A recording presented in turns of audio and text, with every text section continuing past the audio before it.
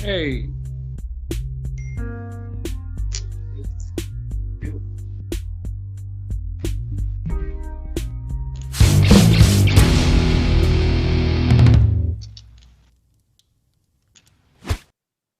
Hello, everyone. Welcome to today's show with SportsbookReview.com. I'm your host, Lee Martin, here to break down the entire main card for UFC Vegas 32, Sandhagen versus Dillashaw. It's going to take place this Saturday, July 24th at the UFC Apex. Joining me today to break down the entire main card with their breakdowns and picks, we have SBR's UFC expert, David Manyun, and MMA Mania's lead host, Matt Ryan. But before we get into all the good, juicy stuff, like always, real quick, give this video a like, subscribe to our channel. That way you never miss a show. Now, I can't even talk. Let's get this show on the road. All right, now, like always, to begin the show, I want to recap the previous events. And we had UFC Vegas 31, Makhachev versus Moises. And that was a great event. I was merely shocked with the event. I'm looking at the entire main card right now, and there was not one fight that went to a decision. And starting the main card, Billy Quarantillo with possibly fight of the night. I'm so happy in his redemption. So shout out to Billy Quarantillo. Shout out to Miesha Tate for coming back from her long layoff and also winning over Marion Renault via TKO in the third round. And then obviously Makhachev won via submission in the fourth round. But I want to hear how your picks went, how your night went. I'll begin with Matt this week. Matt, I want to hear your recap for UFC Vegas 31. Now, it seems to me that last week I said some things that people might have thought were a little off base regarding one Miesha Tate. But surprise, surprise, the fat white guy got one right for once. So for everybody in the chat telling me to do my homework or do you do jujitsu, bro, I got one. And I got a few other ones too. I think I had a pretty solid weekend. You had a good night. So you definitely did. Made it through the transition from 31 to 32 fairly easily and by the skin of my teeth fairly successfully. Yes, I love to hear it. Well, how about you, Dave? How did your night go? How did your punchy parlays go? Your precise picks? I want to hear it all. It was a good night, I can't lie. Much like my good friend Matt here. There was only two fights that I got wrong. And it was a shocker from Malcolm Gordon. I can't lie. He was the biggest underdog of the night. That one, I don't think anybody was expecting that, to be honest. I didn't see many people screaming with their Malcolm Gordon tickets. And the rest of the night, it just kind of sailed through quite easily. Both parlays cashed, after last week, cashing 3 parlays and another 2, that's 5 parlays now. So that's always good news. Yeah. And then precise picks, I went 8-2. So it was an incredible card. And it was good. It was a good betting card as well. And to be honest, Islam, I went for the over, and that cashed with 8 seconds. So that was a bit of a sweat, but within 8 seconds, it was fine, and that winning ticket came through. Beautiful. I love to hear it. Congrats to you both on a great weekend. Now let's try to do it again for this upcoming weekend. Again, UFC Vegas 32, Cory Sandhagen versus T.J Dillashaw on Saturday, July 24th. So let's begin our main card breakdown because we have 6 fights to break down before we run out of any time. So let's begin with the first fight. We have welterweight Mickey Gall versus Jordan Williams. Via BetOnline, Mickey Gall is plus 145 and Jordan Williams is minus 170. Dave, I'll begin with you this week for your breakdown and pick for this first fight. Yeah, when I initially saw this fight, I was expecting a line where I could maybe grab some real decent value on Williams. I was hoping for a minus 110, minus 120, just based on, Mickey Gall's name. He's got a bigger name than Williams, and Williams is still quite unknown. But, some books, they are throwing this minus 200 up. I have noticed the price has come down quite a bit, and you can get some half decent odds around. If you look around your line shot, obviously Sportsbook Review is the best place to do that. But the skill set of these men, it's not like they're worlds apart. And despite favoring Williams in this matchup at this price, I don't think I'm going to be running to place a single bet. But when it comes to a parlay, I love me a parlay, and Williams could very well be making it onto one of my accumulator pieces this week. Mickey Gall, he started his career looking great, but he fought 2 debuting fighters in Jackson and CM Punk, and Sage Northcutt. Are them guys UFC caliber? I don't really think so. One thing about Gall is his striking has certainly evolved since them early days. He used to completely rely on that jiu-jitsu game, which is a strong skill set for him. Probably his best asset, I'd say. But back to the striking, I mean, I see a lot of counter hooks, push jabs. What I would say is a negative about his striking is that he loads up quite often on those offensive strikes, and it is quite easy to read. It wasn't long before Mike Perry was able to time the incoming blows. Gall had a good first round against him in his previous bout, but as soon as Mike Perry was able to read it, that success soon went downhill. We started to see a lot of counter rights over the top of Gall's jabs, and yeah, as I say, once Perry figured that out, it was just downhill. He got dropped. He was rocked. And we can't forget that Gall was finished by Diego Sanchez, and that loss hasn't aged well when looking at where Sanchez has been in his career since. But the ground game of Gall is good. His takedown offense, not so much. Some people are a fan of his takedowns, but I'm really not. Outside of a single leg trip, he doesn't really offer much in that department. So he's excellent on the ground, but getting it to the ground has not been so easy for him. Mike Perry easily fended off those takedown attempts. And in my opinion, Jordan Williams is much better in that department. And Mickey Gall's also, I believe he's got about 7 minutes in the tank. He doesn't defend takedowns very well, and he can easily be controlled once that first round is surpassed. And as for Williams, he made a great account for himself on Dana White Contender Series. Yeah, he lost the fight, but his toughness earned another shot where he knocked out Gregory Rodriguez, and then the debut loss to Norzadin Imavov. You can't take too much of that into account either. Now, he is dropping weight in this fight, which is no surprise because he came in 3 pounds lower than the middleweight limit last time out. So, I mean, check him on the scale, see how he's looking, because I know he is a type 1 diabetic, and he has avoided weight cuts, I believe, for about 5 years and throughout his career for that reason. The Imavov fight, it was rough for Williams in the sense of there was 2 headbutts and a low blow. He suffered a broken nose, orbital bone was broken. And after the fight, he realized that he'd entered that fight with a broken vertebrae. So, you know, take it as you will. But I don't think he was in full health, and I think he was fighting at a weight that he didn't want to really be at. The guillotine attempts were there all day long for Imavov. Williams' neck is always out in the open with his level changes into the takedown. His striking is quite wild, but he's certainly got the power. I do think he's going to have more power of the two than Gall. And maybe this is surprising to some. I do think Gall might be the better striker of the two, but only in that first round. Williams, he's quite reckless in his striking defense, but you can say the same for Mickey Gall. I wouldn't be surprised to see a knockout or submission in this fight, which really is making me lean towards the under as a single play. But with that said, with a healthy weight cut, I think Williams is going to have the cardio advantage. Gall is obviously got that submission, the submission offense in his back pocket. But as I mentioned, them takedowns, they're just subpar. Williams has got really good takedown defense. And I think if he can avoid leaving that guillotine open, that neck out in the open, Gall is going to struggle, and Gall is going to be most dangerous on top, and he does have some slick sweeps whilst he's still got gas in the tank. But I think if Williams can reach round 2 here, I really can envision him taking over this fight, or maybe even cracking Gall in the first round if Gall gets overzealous. I have to side with Williams here. I think he's the fighter. The problem with Gall is when you watch him in certain fights, especially that Mike Perry fight, just doesn't seem like he wants to be there, and he doesn't like getting hit.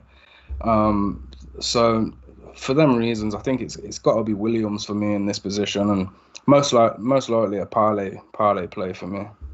Okay. I'm definitely with you on Williams for this one, but I'm still debating whether or not to even get in on this fight. But how about you, Matt? I want to hear what your breakdown and pick is for this first fight. Yeah, there's more red flags on here than my dating profile, so I'm going to back away slowly from this fight. If you're looking to put this in a parlay piece, I would definitely do what Dave said and put it in the under. This fight's not going to last long. Mickey Gall, a guy with a lot of promise coming into the UFC, beat future returning pro wrestling superstar CM Punk in Punk's debut. But you take a look at the people he's lost to. He lost to Randy Brown. He's lost to Diego Sanchez and Mike Perry.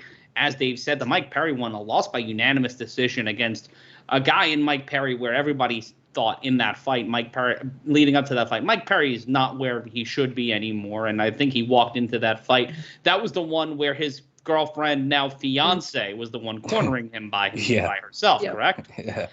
So he got sunned on national television.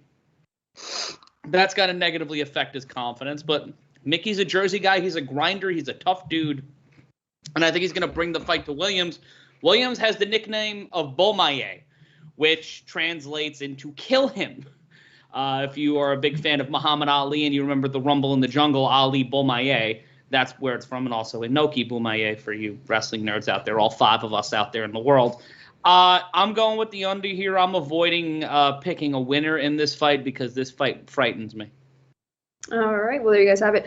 I have via BetOnline, the under 2.5 is minus 120 right now. But straight up, I think Mickey Gall is plus 145 and Jordan Williams is minus 170. But let's move on to the next fight. We have women's flyweight Miranda Maverick versus Maycee Barber. Via BetOnline, Maverick is minus 145 and Barber is plus 125. And I'll tell you right now, this is one of the most favorite fights on this card for me, just because I love both of these women. But I want to hear what you guys have to say. Matt, I'll continue with you for your breakdown and pick for this next fight. Well, this one's an interesting one because we have a common opponent in their most recent fights. Miranda Maverick and Maycee Barber both have unanimous decisions over Jillian Robertson. Yep. The most recent one coming back in March for Maverick. And for Maycee Barber, it was a TKO, of Jillian Robertson. So when you take a look at that, if it took Maverick 3 rounds to get a win over Robertson and Barber just pieced her out, that gives her a little bit of advantage if you're taking a look at common opponents and things like that, and if that plays into how you're picking these fights.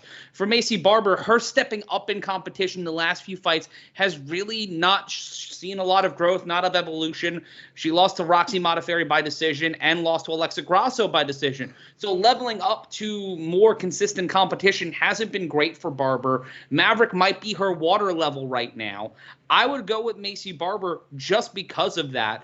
And you know what? Maverick's going to try to go for the knockout. 3 of her last 5 wins were by TKO or submission. This is at the UFC Apex. So this is going to be a smaller fight. They're going to try to go for the knockout. But I think Barber's going to find a way to pick something up. And also that last fight we saw Barber in was her second fight back from knee surgery. So a few more months of rehab and figuring it out, working it out, building up a new strategy. I like this fight for Barber. Yeah.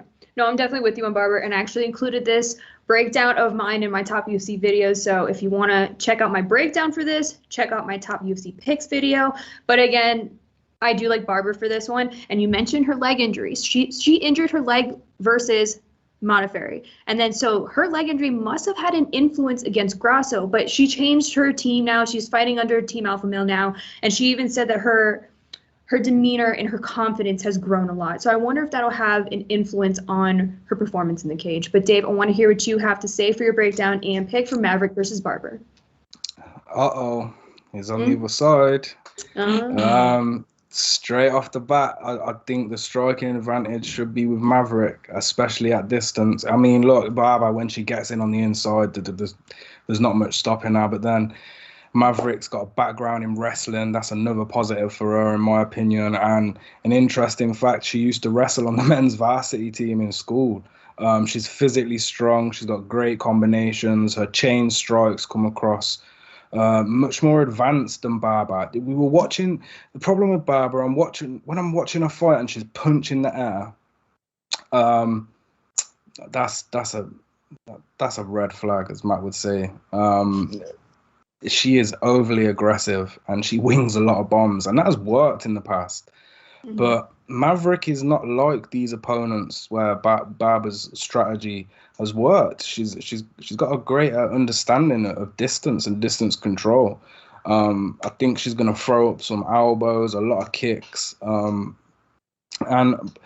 Barber does like the plum clinch, but Maverick coming out the house of Muay Thai, I think it'd be pretty embarrassing for her to give up them kinds of positions. Now, both girls can wrestle, but for me, I think Maverick is probably stronger in this area. The problem is, for me, with Maverick, is her takedown defense and her clinch work.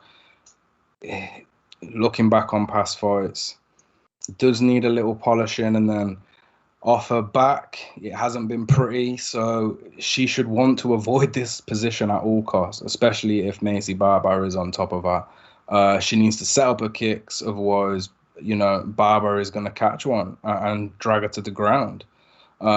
Just flinging out naked kicks is not going to work against a girl like Barber. And, we've saw that ground and pound she laid on Hannah Cyphers. The aggressiveness, although can be negative, it can also be positive as well. And in certain positions, you don't want to be around Maycee Barber when she is on one. The interesting factor in this fight for me is the aggression from both ladies, actually. But I think if these two are going to come out and go at it, that is going to favor Barber. When she attempts to get technical, it just doesn't work for her. The Cyphers, Aldrich, and Robertson TKO finishes, they all came through her aggressive nature and willingness to get into a brawl with extended combinations and a refined clinch game, better takedown defense. Barber could be a serious problem in this division, especially if she can drag these fights to the ground, where that ground and pound is almost unstoppable. But saying that, Maverick, I don't think she's going to accept these positions. She doesn't have the greatest get-ups, but once Macy opens up on the floor, it leaves a lot of room. Maverick does have a brown belt in jiu-jitsu. Not necessarily meaning she's going to lock up a submission, but her sweeps and her transitions, I think they might be enough, to avoid said situations. Overall, I think it's another fight. I don't feel overly confident in betting on it. If Maverick was minus 110, maybe. But the girl opened up at plus 180, and she got hammered by the public. And I must say, congratulations to anybody who got that 180 price. There was a overwhelming hype on Maycee Barber, which got settled down by, the Modafferi loss and the Grasso loss. And the Grasso loss in particular proved that technical ability and octagon smarts is just something that Barber doesn't deal with very well. And the Modafferi loss, the messed up leg, was obviously a huge factor into that. Maverick does have some flaws, but I think she can rely on technical ability to see this one through. And besides that, I just can't envision Barber bullying her like she has done her previous opponents. So I am going to lean with the favourite, Maverick, in winning this one. But we must remember that she's a favourite because of the public, and sometimes the public can be very wrong. The bookmakers had her at plus 180, so it's rough. And, recency bias can be a SOB, and with Macy coming off a 2-fight losing streak, a lot of people will be rushing to bet Maverick for that reason strictly. But it is a tough one, but I'm going to lean Maverick, I think. All right. I guess we'll see. Every time you have an opposite pick of me, it makes me incredibly nervous. But I'm gonna stand by Barber. We'll see what happens. But again, check out my top UFC picks video. But straight up, Maverick is minus 145 and Barber is plus 125. But let's move on to the next fight. We have featherweight Darren Elkins versus Darrick. Their names are so similar. Darren Elkins versus Darrick Minor. Via Bet Online, Elkins is plus 135 and Minor is minus 155. Matt, I'll go with you for your breakdown and pick for this next fight. It's a very Dylan McDermott or Dermot Mulroney kind of naming combination here. Right. When it comes to Darren Elkins, he's coming off his first win in 4 fights when he pulled an RNC on Luis Garagori. Losses in that run to Nate Landwehr, Ryan Hall, Ricardo Lamas, and Alexander Volkanovski. He's been in the UFC since 2010, and he's lost to some big names like Charles Oliveira, Chad Mendes, Jeremy Stevens. His biggest win to date was a defeat of Michael Johnson. And that's a name older UFC heads like we get, but for younger fans, Michael Johnson's a name from the past, like 3 generations of fighter ago. And then you've got Darrick Minner, who has won his last 2 fights, and he's gone the distance. He went the distance against Charles Rosa and pulled off a guillotine on T.J. Laramie. He's 4-1 in his last 5. 3 of those fights taking place in the UFC, that one loss taking place in the UFC. He lost to Herbert Burns, so he's faced higher competition in the past, and he's fallen. That was on the Contender Series. He's only got 1 knockout. He's been knocked out twice. He's 22-8 when the fights go to a submission, and he's 3-1 when you go to the distance. When you're taking a look at this, Minner has had a better transition to the UFC, and he's, it's a recency bias thing. He's won his last 2 fights. Elkins is a vet, but when you throw in people in the baby cage, that vet nonsense gets thrown out the window because no one can really attest for the baby cage. We're less than a year in, so all of those changes kind of make it non-existent. If this was a pay-per-view or an event with bigger fans in the crowd or something like that, I would err on the side of experience. But in a more controlled environment like the Apex, I'm going with Minner. He's fought in the Apex more times, I believe, and I'm going to go with the younger fighter here, and I'm going with Minner, and I would say that this one goes the distance. All right, beautiful. How about you, Dave? Do you agree with Matt, or do you have a different pick for this fight? No, I do agree. We've got a similar situation here where Elkins opened up as a -150 favourite. He's been pushed to +140, I think he's hanging around now. And, gambling ethics, that they would say take Elkins and don't think about it. But I mean, pay attention to his nickname, The Damage, and not because he gives it, but because he certainly receives it. It's a huge concern for me with Elkins in the longevity of his career at age 37. Looking back through these fights, he just takes damage, and that scar tissue now just opens up in every single fight. It doesn't matter if he is fighting the weakest puncher in the division. They just need to clip him, and he's going to open up.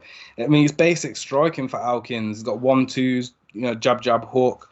He likes to put his weight on that lead leg, which means he's open for the leg kicks all day long. I mean, it would be a good offensive plan for Minner to attack the leg. But I think he's going to be focusing more on those submission attempts, mainly the guillotine. Elkins doesn't possess, any extensive combinations. He isn't the most desirable athlete. I think his athleticism lets him down, but the experience and sheer toughness of Elkins has done him well. I mean, he's got great takedown defense and offense. Minner loves the body lock. And I just think that the wrestling offense of Elkins can just be defended by Minner, the younger, stronger, more athletic guy. If Elkins is going to grapple, I think all he needs to do is protect his neck, because Minner's takedown defense, I mean, it does sometimes come with just a guillotine. 11 wins by guillotine. But guess what? We need to notice that Elkins does train out a team alpha male. And there's a reason why he's only been submitted by Charles Oliveira, who is probably one of the best offensive submission artists in that division. As a gym, Team Alpha Male, they're known for great guillotine defense. That's what they're known for. Elkins, he wins all of his fights. Majority of his wins, take away the odd finishes, they are won through takedown volume and grinding. If he's going to respect Minner's guillotine too much, that's how I can see him losing this fight. Minner with James Krause in his corner is now 2-0. The Charles Rosa fight, that was a surprise to me. I was all over Charles Rosa on that fight. If you go back to our breakdown, and I was shocked. I think he should have the advantage here. Something's still telling me to pick Elkins, and just that ability for him to grind on Minner, but it's just the progression. I think we're not going to see a new Darren Elkins come out. I think we know what we're going to get with Elkins, whereas Minner, I think he can show us a lot of new skills learned, especially with James Krause in the corner. Majority of his career has been submission or lose, and that's often the story with Minner's fights. With them consistent guillotine attempts and, Elkins wearing style, I was initially leaning Elkins, but at the same time, in modern day MMA, judges hate grapplers. They just completely ignore wrestling anyway. And I think Minna can just have a greater output across 3 rounds. So although I was thinking Elkins by decision, I switched, and now it's Minna by decision. I think basically because James Krause is a damn good coach, and we've got a younger, more athletic guy in Minna who just continues to surprise me. So I am going to go with Minna, and I think he's going to get the job done this weekend. You mentioned Minna by points, so I'm just looking at the props. By points, he's plus 225. So there's your value there in the props. But again, straight up, Elkins is plus 135 and Minna's plus 155. But let's move on to the next fight with bantamweight Kyler Phillips versus Raulian Paiva. Via BetOnline, Phillips is minus 260 and Paiva is plus 220. Matt, I'll go with you for your breakdown and pick for this next fight.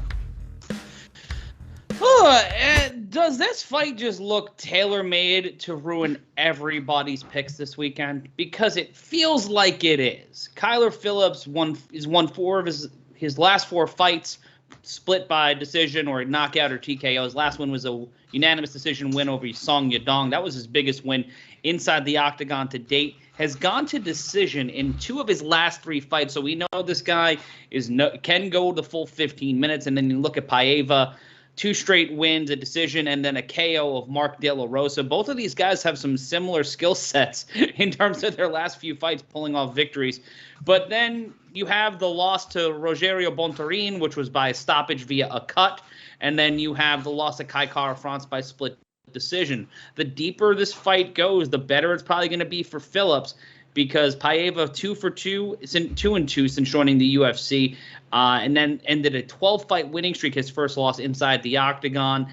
He's knocked out 4. He's submitted 3. He is 13-1 when the fights go to the scorecards, while Phillips is 3-1 by the judge's decision. This one to me is a straight toss-up. I can't pick a winner in this one. Dave will probably call me stupid and break down the exact reason why one of these fighters should win in a moment. But if you're looking for something here and you want to put it in a parlay piece, I would definitely take the over. I think this one's going to the scorecards. All right, the over 2.5 is at minus 220 right now via BetOnline, if you guys want to get in on the total. But how about you, Dave? What is your breakdown and pick for this next fight? It's funny Matt says that, because I just can't ignore Kyler Phillips in this position, and I feel like finally I have a bit more confidence in a fight. No disrespect to Paiva, but flyweight to bantamweight, short notice fight. I can't see these factors favouring the Brazilian. I believe that he lost his fight to Zuma Gulof. His walking down style of pressure with a high output, that can win them tight decisions. But is a guy like Phillips going to accept that game plan? No. Paiva, very stationary with his head, 0 head movement, low hands. You are not going to last long with that style in this company.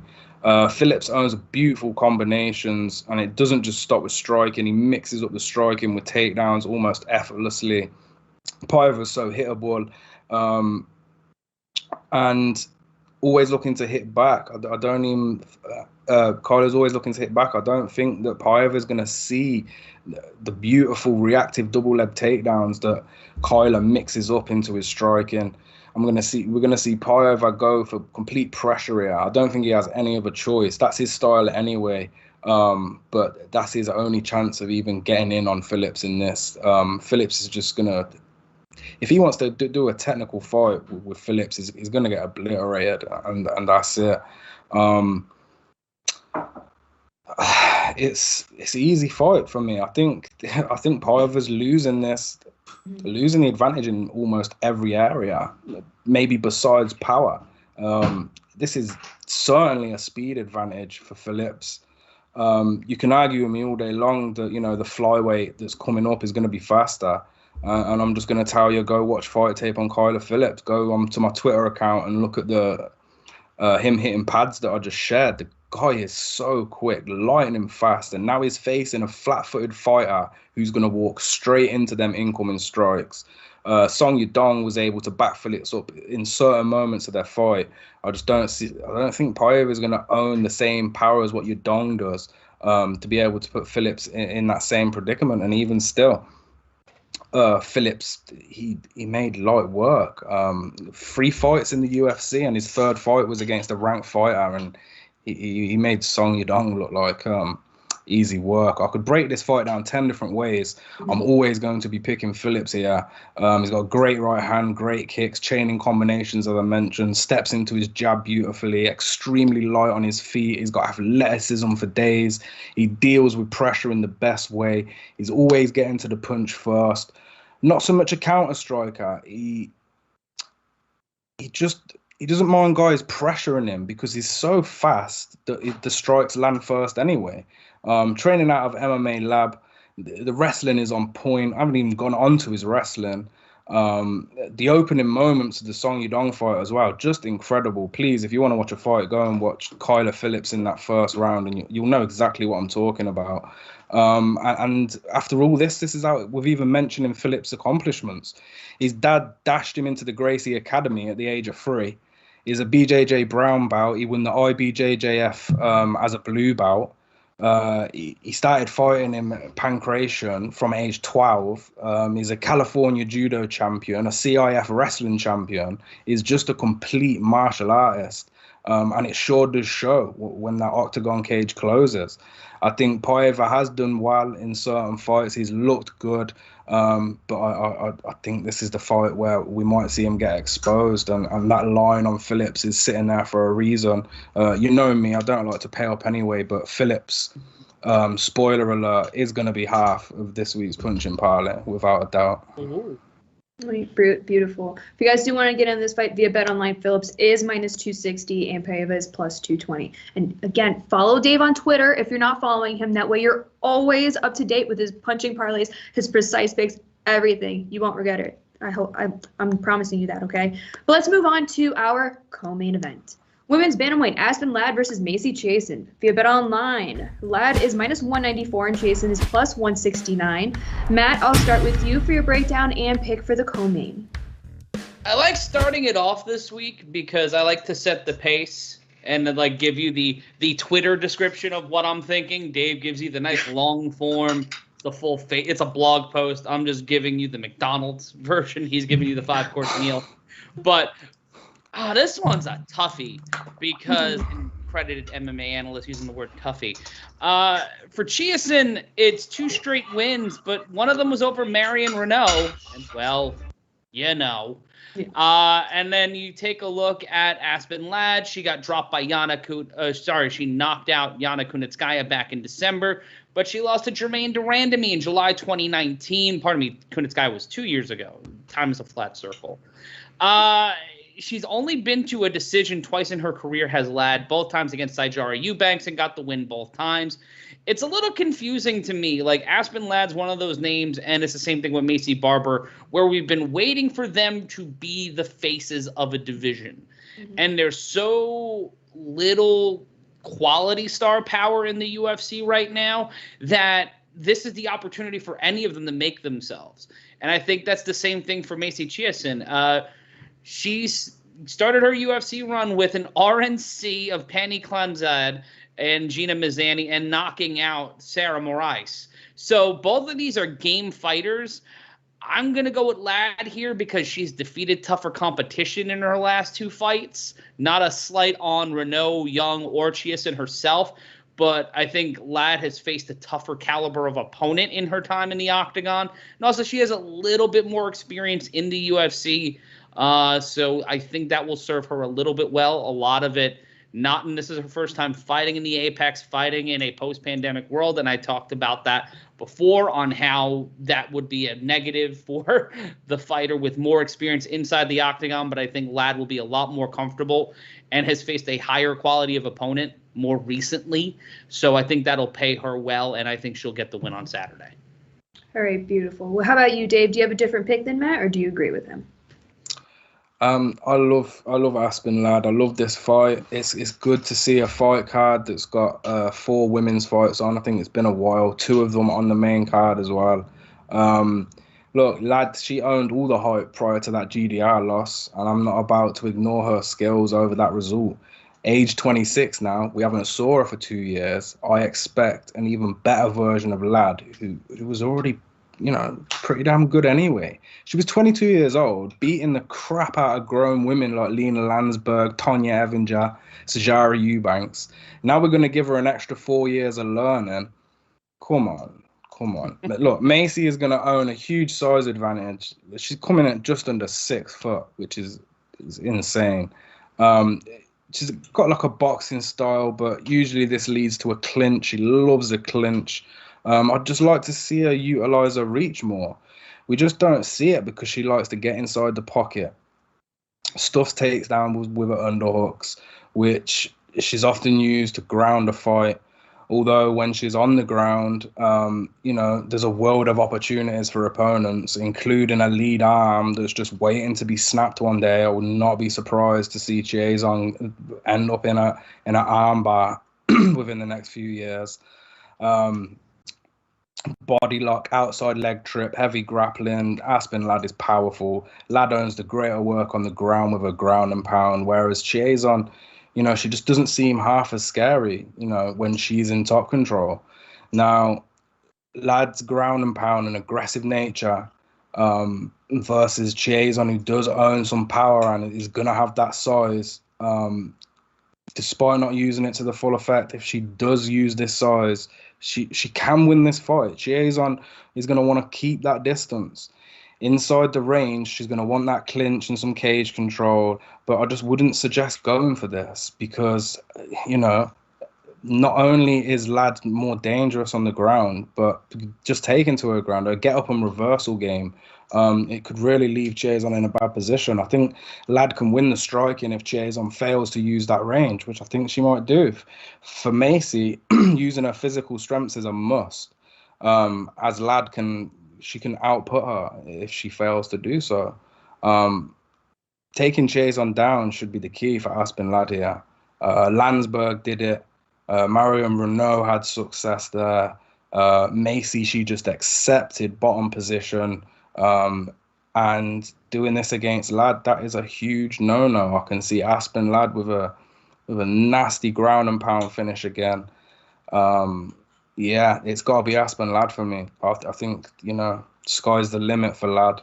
And after 4 years since beating the crap out of Landsberg and Evinger, she's going to have came a long way.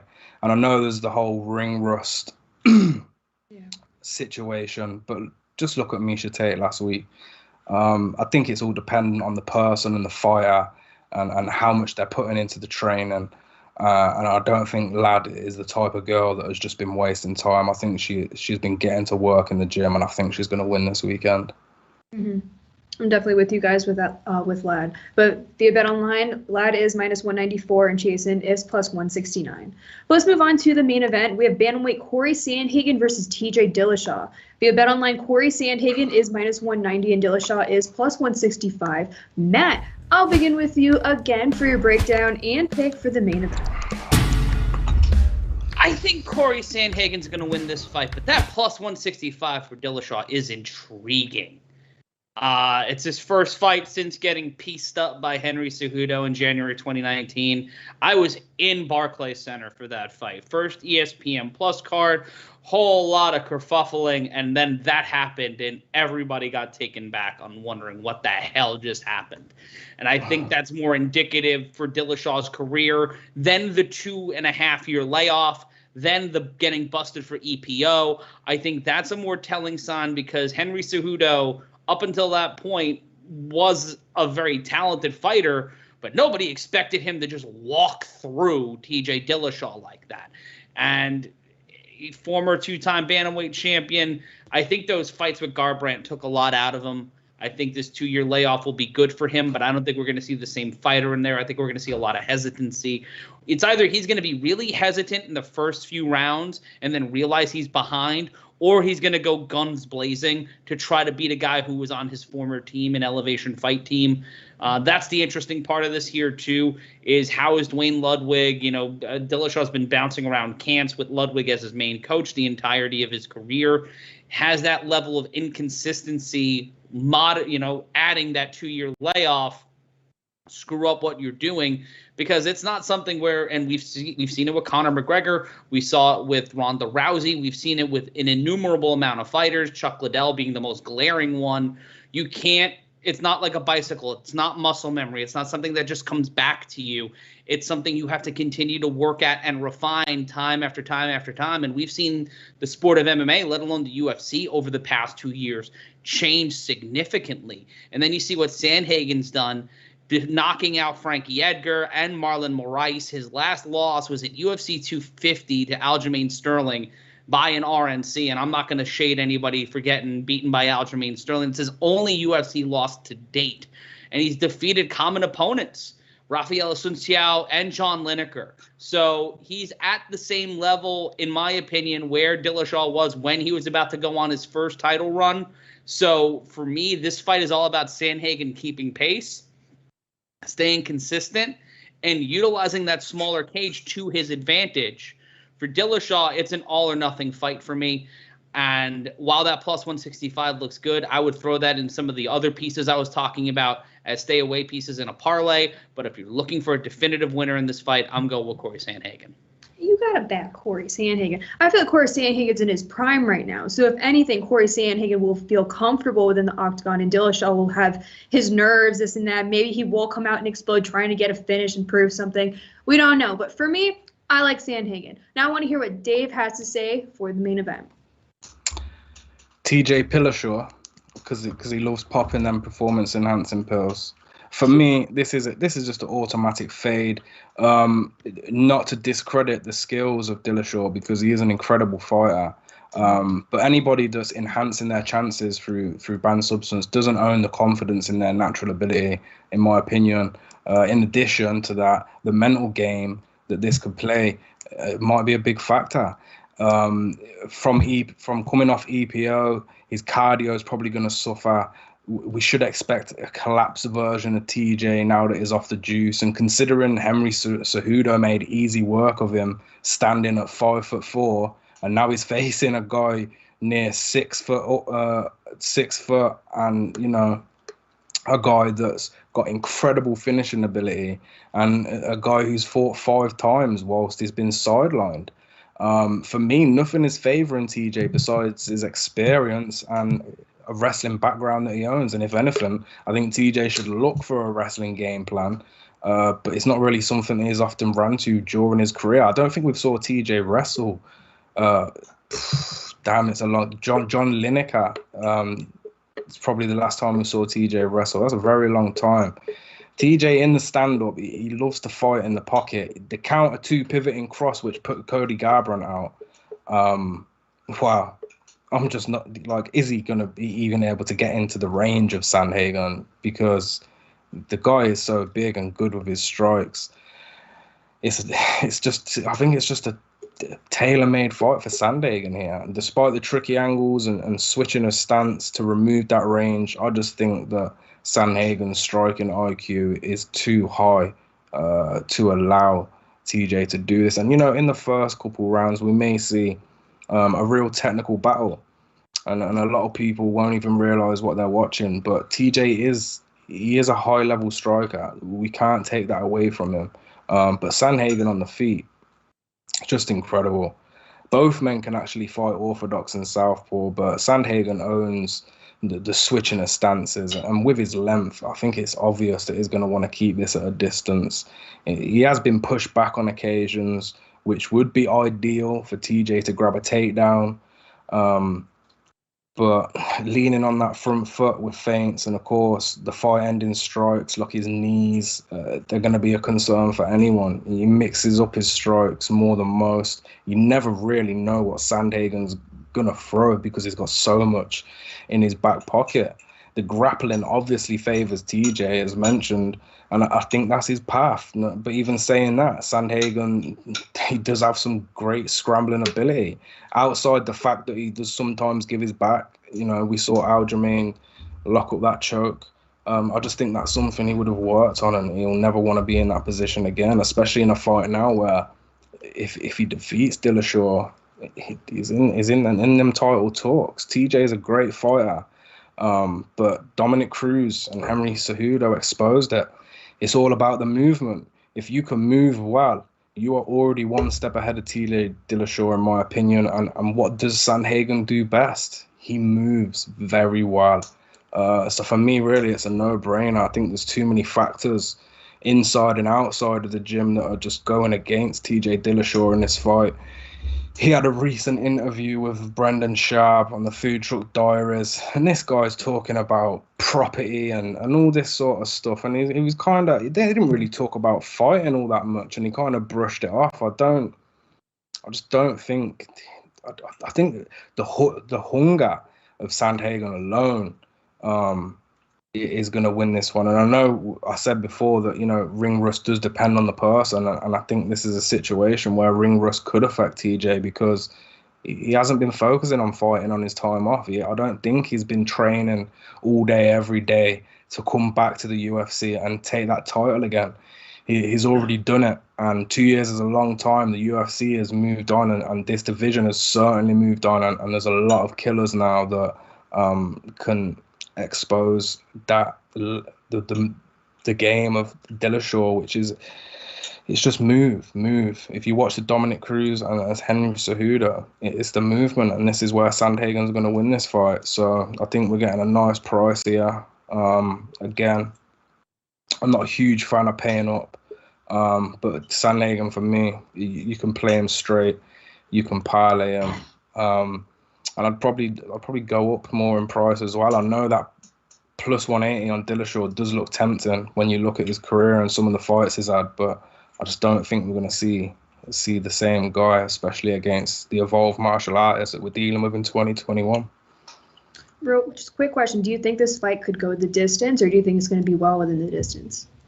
I think we're going to see a technical battle play out. I really do, maybe for the first 5 or 10 minutes. But as soon as Sandhagen gets those reads on Dillashaw, I believe it's all his. And I think we could see maybe a 3rd or 4th round stop where Dillashaw just eats one too many, or just one. I think he might even panic wrestle if he doesn't go over grappling game plan early. That's something that Dillashaw can always fall back on.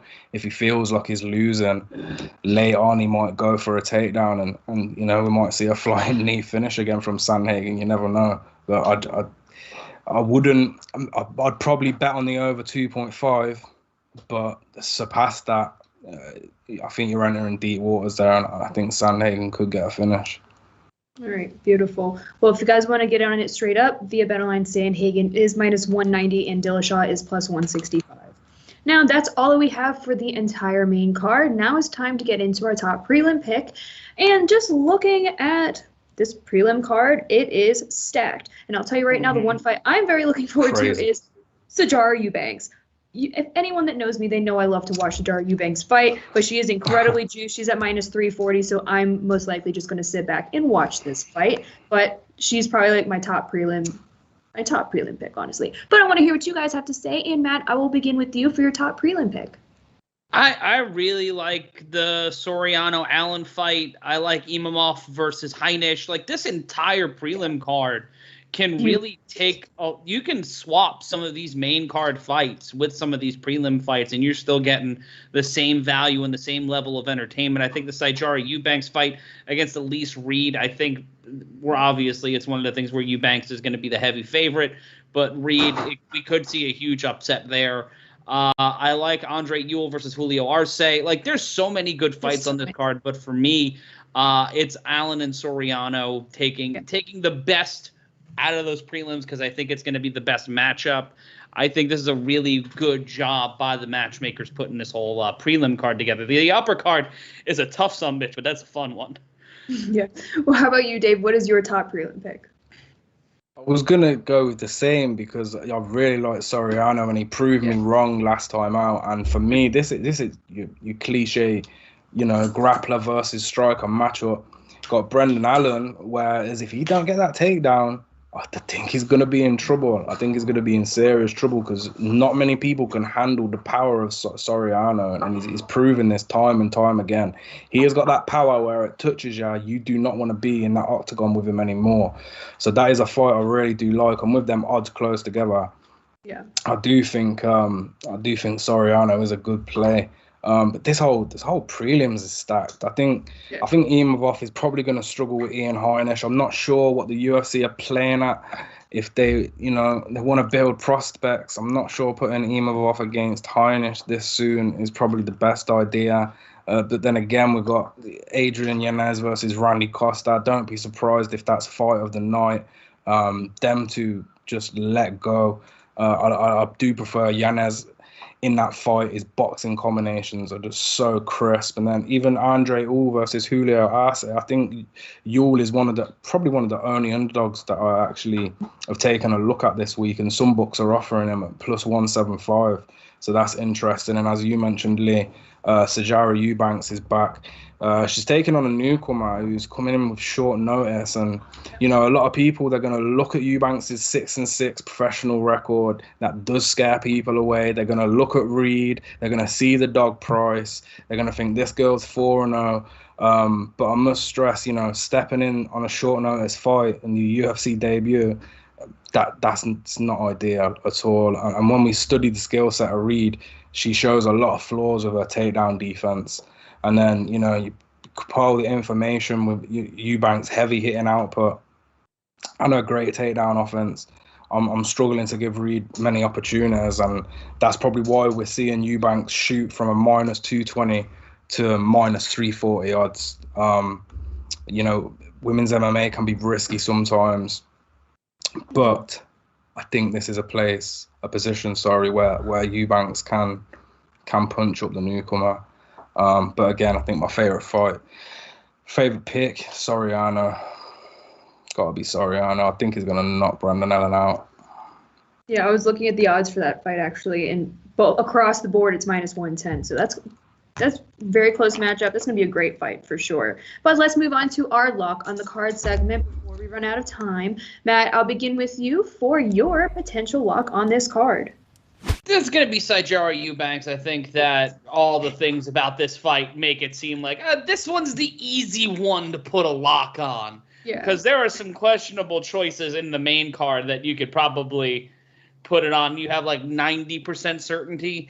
But when you want it to be a lock, a stone cold lock of the pick of the week of the year of the century, you want it to be something you can definitely say, yeah, that's going to happen. Exactly. I have too many questions. I have more questions than answers on the main card, so I'm going with Sijara Eubanks. All right. Well, how about you, Dave? What is your potential lock on this card? You probably would have guessed from my earlier breakdown, but I'm going to have to lean with Kyler Phillips for everything I discussed. I could literally go on about this guy all day long. I've been studying him quite hard, actually. I've got a prospect article coming out where it's just based on him, so I'm not going to ramble on about him, but I will share my article on Twitter. And you can go have a read why I think Kyler Phillips is the one to look out for this weekend. Mm-hmm. Kyler Phillips, yep, again, via BetOnline, he's minus 260 if you want to get that lock on the card. And for Sijara Eubanks, again, minus 340 if you guys want to make a parlay. Honestly, again, like how I said before, I love Sijara Eubanks. She's most likely my lock on this card too, but I'm not going to pay up for that minus 340. I'm just going to enjoy this fight, honestly. But that is our entire main card breakdown that we covered our top prelims. We covered our lock on the card. Now, if you guys are not following the guys on Twitter, got to give them a follow. You can follow Matt at MRyan Consulting, and you can follow David D Manyun _. And then while you're at it, just give SBR a follow at SBR Sports Picks. And then if you would like to find more breakdowns and picks regarding anything UFC related, just go to sbrpicks.com/UFC. And for Matt, just let us all know, when is your next episode out for Yelling? We will be live on July 29th. Let me get that right here. July 29th at 8 p.m. for our 2021 NBA Draft Tankapalooza special. We're going to have coaches. We're going to have former players. We're going to have just random people I pull in off the street. It's going to be a fun time. And if you've ever watched any of my UFC live shows, you know the drinks will be flowing. We will be going to the garden one too many times. And we're going to have a very good time on that Thursday night. So join us for the NBA Draft. Oh, look us up on social media. We are yelling on Twitter. You can also go to Worldwide Leader Sports. That's worldwideleadersports.com to subscribe and get the first notification to know that yelling is live for Tankapalooza 2021. Thank you, Lee. You're a sweetie. Of course. Be sure to tune in Thursday live. Now, that's all we have. I wish you all the best of luck on all your bets. If you have any questions, be sure to reach out to us on Twitter or let us know in the comments below. But I'm going to wish you all the best of luck, and I'll see you next week. Bye.